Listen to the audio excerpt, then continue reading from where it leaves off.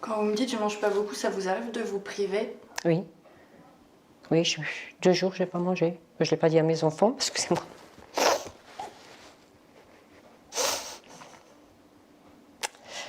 Oui. Mais il y a un moment, j'ai été 2 jours. Pour moi, je n'ai pas appelé ça manger. Je me faisais un café. Je trempais du pain, voilà. Je ne cache pas. Désolée, mes enfants vont le savoir, on ne savait pas. Bon.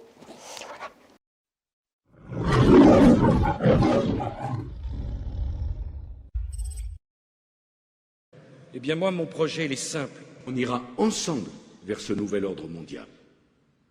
Et personne, je dis bien, personne ne pourra s'y opposer. Comme on dit à Clermont-Ferrand, step by step. Hein, voilà. Licenciement. Licenciement. Immigré. Immigré. Délinquance. Délinquance. Pollution. Vaccination. Vaccination. Terrorisme. Terrorisme. Le retour du terrorisme dans ce pays, c'est vous. Dis donc, t'arrêtes de gueuler, René! Si on travaille, on doit pouvoir payer nos factures et vivre. En fait, on ne demande pas non plus le luxe, on ne demande pas de vivre comme eux, mais on demande simplement de pouvoir payer nos factures. Oui, non, c'est pas possible. Sécurité? Sur les courses, les caddies, ils ont pris entre 50 et 100 euros à chaque fois qu'on va faire les courses. On travaille, on a un métier, on a des valeurs et on n'arrive pas à en vivre. La marche contre la vie chère a mobilisé dans les rues de Paris 140 000 personnes selon les organisateurs, 30 000 selon la police. On sortira de la crise, et le jour où on sortira de la crise, on en sera certain parce que l'économie française recommencera à créer des impôts, à créer des emplois. Oula, pardon. Attention, ne faites pas ça. L'activité reprend après les réquisitions. Les forces de l'ordre sont venues chercher ce salarié à son domicile. Je les ai attendus, ils sont venus à 11h30. Bon, ça s'est bien passé, mais bon, ça fait drôle quand même, quoi. Ce sont des terroristes! Ils sont nuisibles à la société! Il faut les détruire! François-Olivier Gisbert dans Le Point il y a quelques années, où il disait que les deux cancers de la France, c'était la CGT et Daesh. Il me donne envie de vomir. T'as entendu ce que j'ai entendu? Au milieu des pancartes et des drapeaux, les participants expriment leur ras-le-bol. La viande, par exemple, les gens comme nous ne peuvent plus se permettre d'acheter de la viande. Je boucle avec les aides sociales difficilement. Voilà où on en est, quoi. Et les autres, ils se mettent des milliards dans la poche.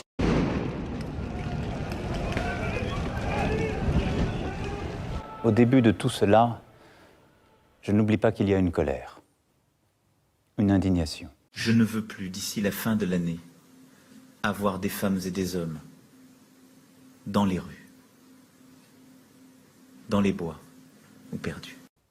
Sans doute n'avons-nous pas su depuis 1 an et demi y apporter une réponse suffisamment rapide et forte. Monique, parlez-moi un peu de votre situation. Chaque mois, qu'est-ce qui se passe pour vous? Je vis avec le peu qu'il me reste. Une fois que j'ai tout payé, il ne me reste plus grand-chose. Concrètement, chaque mois, est-ce que vous avez une idée de la somme que vous avez pour vous? Mais vraiment que pour vous? Que pour moi? Je dirais rien. Rien. Je dirais rien. Une fois que j'ai tout payé, il me reste quoi? Allez, je vais dire 20 euros. C'est pour ça que je suis allée découvrir à la banque. Je prends ma part de cette responsabilité. Nous ne reprendrons pas le cours normal de nos vies. Comme trop souvent par le passé, dans des crises semblables, sans que rien n'ait été vraiment compris et sans que rien n'ait changé. Nous sommes à un moment historique pour notre pays. Donc ça me fait une retraite de 924 euros aujourd'hui, avec des charges de 772 euros mensuels. Donc il y a un reste à vivre de 152,12. Nous, les retraites, c'est depuis 2014 qu'on n'a aucune augmentation et des charges qui s'augmentent, le gaz, l'électricité, tout augmente. Qu'est-ce que vous voulez dire? Qu'est-ce que vous voulez faire? Annie Philippe compte, elle, sur le soutien de ses voisins, qui lui apportent par exemple des légumes de leur jardin. Solidarité, car pour tous, le quotidien est parfois difficile. Pour cette amie, le plus dur, c'est de ne pas pouvoir gâter assez ses petits-enfants. Je leur fais quand même leur petit cadeau d'anniversaire à chacun, mais on voudrait faire plus, mais c'est pas possible. Des sacrifices au quotidien. Emmanuel Macron, c'est l'homme sans projet, parce que c'est l'homme sans conviction. Je regrette de vous dire que je n'étais pas le garde du corps d'Emmanuel Macron. Je n'ai jamais été le garde du corps d'Emmanuel Macron. Manifestement, Alexandre Benalla était au ministère de l'Intérieur comme un poisson dans l'eau. Un poisson plutôt carnivore d'ailleurs, semble-t-il. Personne ne sait qui il est vraiment, très peu concèdent même le connaître. Et pourtant, on l'arme, on l'équipe, il s'impose dans des opérations de maintien de l'ordre et aux séances de débriefing avec pour seul viatique sa réputation d'appartenir au cabinet du président de la République. Et des syndicats de police, un membre de ces syndicats nous a affirmé que M. Benalla n'était pas tout seul et qu'il était souvent accompagné de barbouzes, je reprends les termes qui ont été employés dans certaines missions.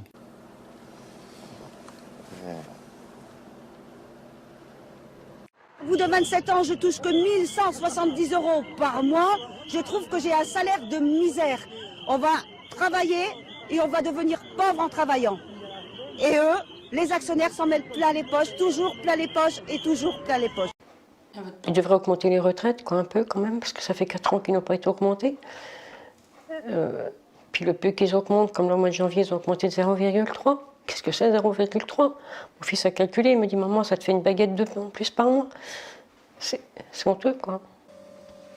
Merci en tout cas d'avoir partagé tout ça avec nous. Je me doute que c'est pas facile. Non.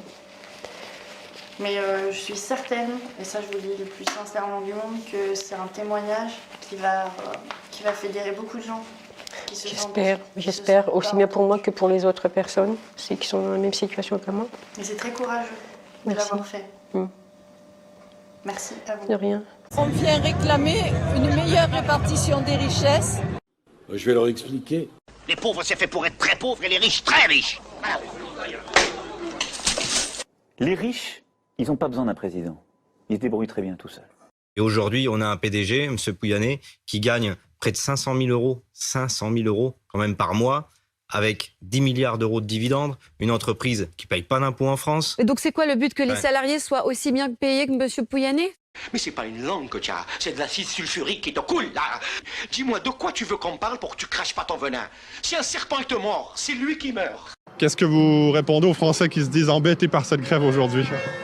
Je leur dis de ne pas être embêtés, qu'on fait ça aussi pour eux, que des sociétés comme les nôtres, si aujourd'hui elles donnent rien, mais qui va donner?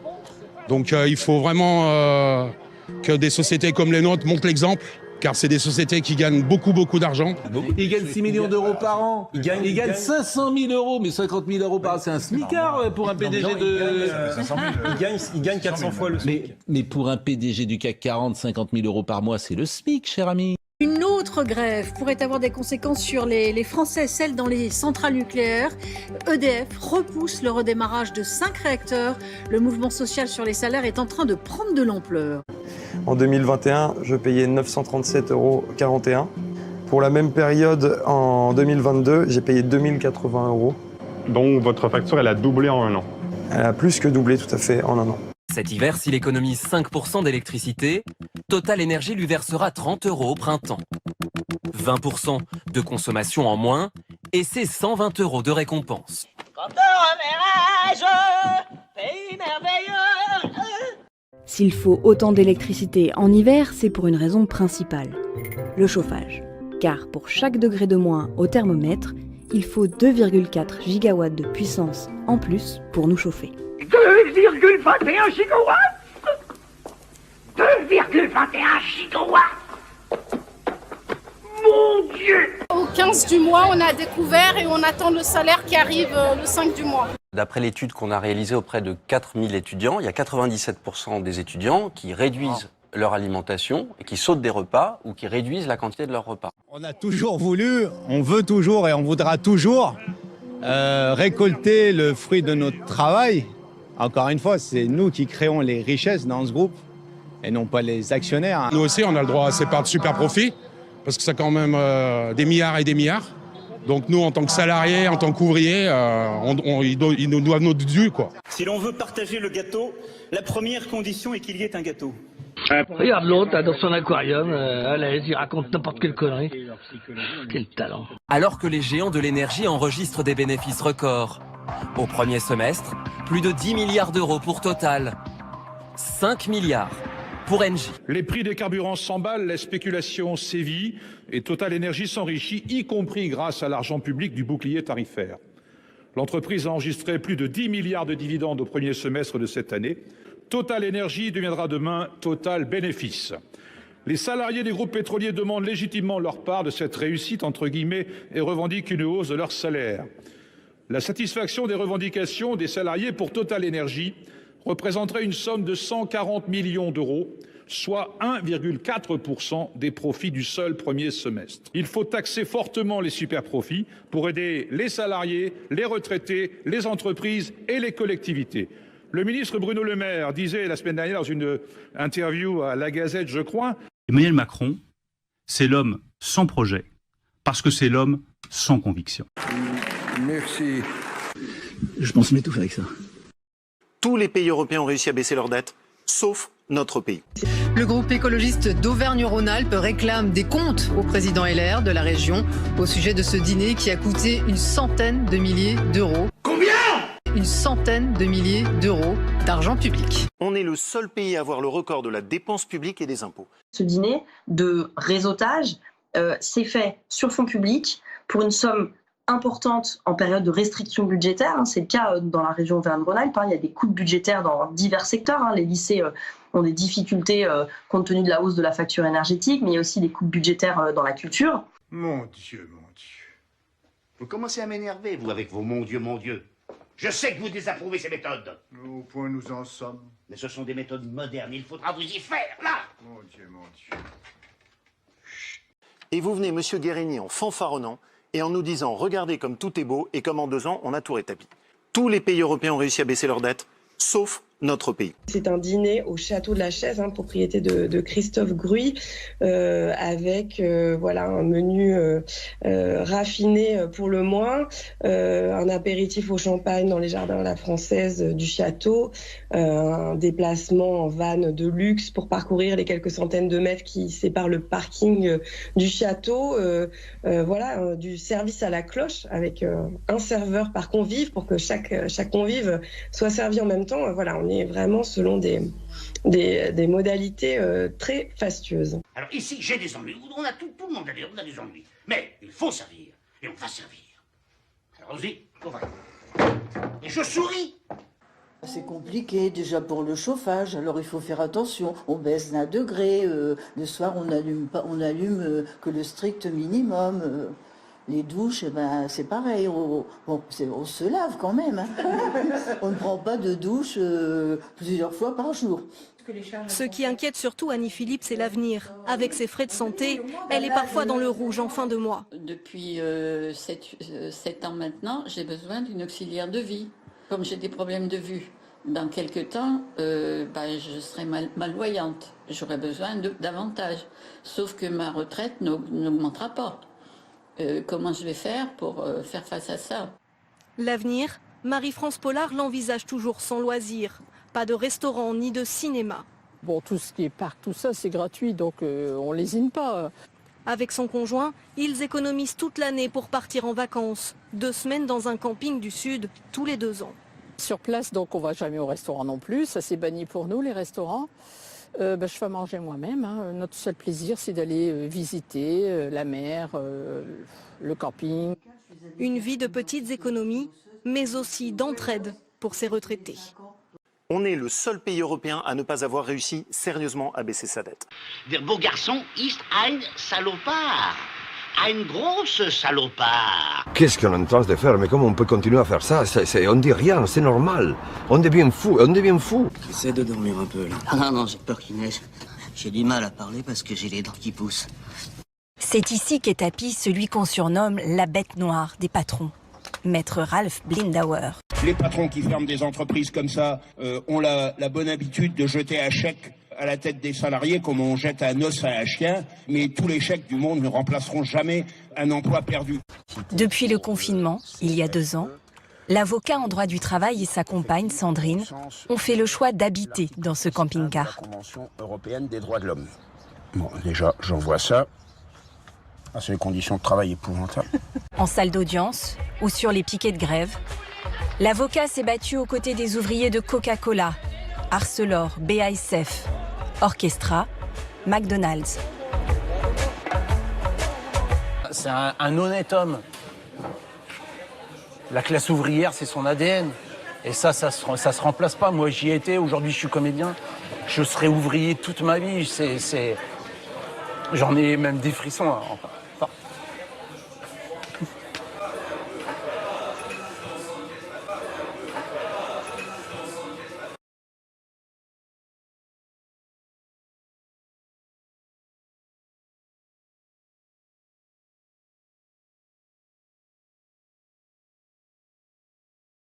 Les objectifs de la Troisième République sont énoncés dans un manuel scolaire, le Petit Lavis.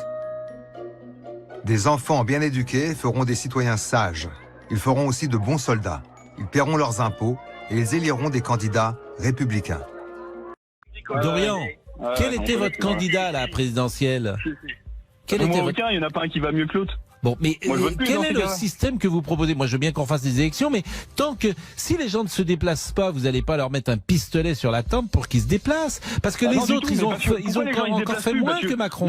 Mais attendez, les gens ils se déplacent plus. Pourquoi? Parce qu'ils ont plus confiance en ce gouvernement. Mais en aucun gouvernement gauche, droite, extrême gauche, extrême droite, c'est tout la même chose. Ils sont tous copains. Ils se battent devant, mais derrière ils mangent tout sur la même table. Non, ça, je vous assure, Dorian, vous pouvez pas dire que tout le monde est copain. Ils sortent tous des mêmes écoles. Ces personnes-là sont hors sol. Ils n'ont jamais gagné 1 200 € par mois. Ils savent pas ce que c'est de travailler dur.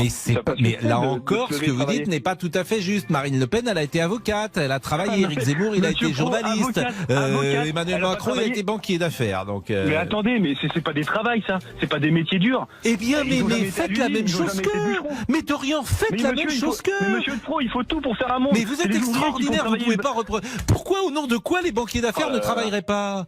Avec les années, les Rothschild ont appris à rester vigilants. Car David va chercher ses recrues dans les couloirs des ministères. Ancien conseiller de Pierre Bérégovoy, Jean-Charles Naouri. Ancienne plume de Laurent Fabius, Lionel Zinsou.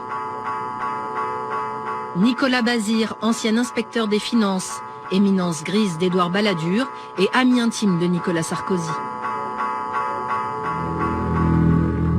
François Pérolle, directeur de cabinet de Nicolas Sarkozy à Bercy. Et Emmanuel Macron, lui aussi inspecteur des finances, aujourd'hui candidat à l'élection présidentielle. Une dernière recrue, cooptée par celui qui, dans ce petit milieu, fait figure d'entremetteur. Alain Minc murmure à l'oreille des grands patrons et des politiques.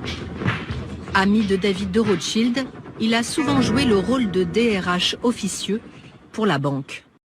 Faites la même chose que si vous en êtes capable. Monsieur Pro, dans un monde, il faut de tout. Il faut des salariés, il faut des patrons. Mais ceux qui font vivre la France, c'est les salariés. C'est pas du tout les dirigeants. Mais c'est pas être dirigeant qu'être banquier d'affaires, que je sache.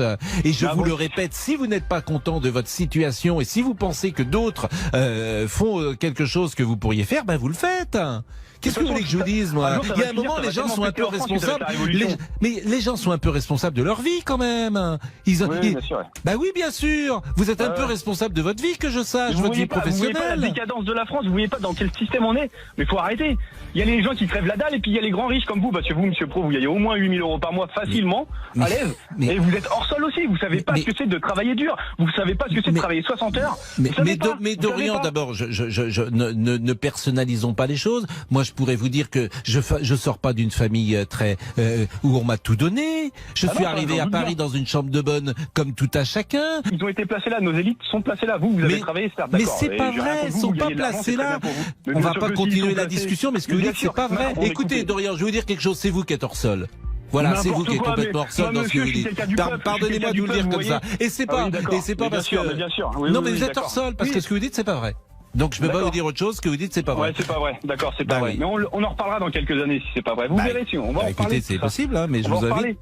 Écoutez, ce que vous dites c'est pas vrai, les gens ils ont avec vous les médias, faut avoir la parole unique. Faut être d'accord. Mais non, la preuve on est en train de discuter, ça fait 10 minutes. Mais vous êtes extraordinaire, ça fait 10 minutes qu'on parle ensemble. Ah ouais, mais dès qu'on change de parole un petit peu, qu'on change de... Mais apportez des arguments, vous dites des choses qui ne sont pas justes. Je vous reprends. Vous dites ils sortent tous des mêmes écoles, non? Mais attendez, mais ils ont tous mangé à la même table et tout, mais c'est exactement pareil. Ils ont jamais travaillé dur. On partage pas la même vision. Ils ont jamais fait de dur labeur. Ils savent pas ce que c'est de travailler, ces gens-là. Une des raisons de la détestation du public pour les journalistes, elle est là. Oui, bien sûr, évidemment. Ils nous détestent et ils ont bien raison. Oui, bien sûr. Parce qu'effectivement, c'est ce que vous venez de dire. C'est l'hypocrisie perpétuelle de ce milieu. Ouais, c'est pas faux. Que vous écoutiez BFM, que vous écoutiez France Info, chaîne publique, chaîne privée... C'est de la merde. Non, c'est Cloug.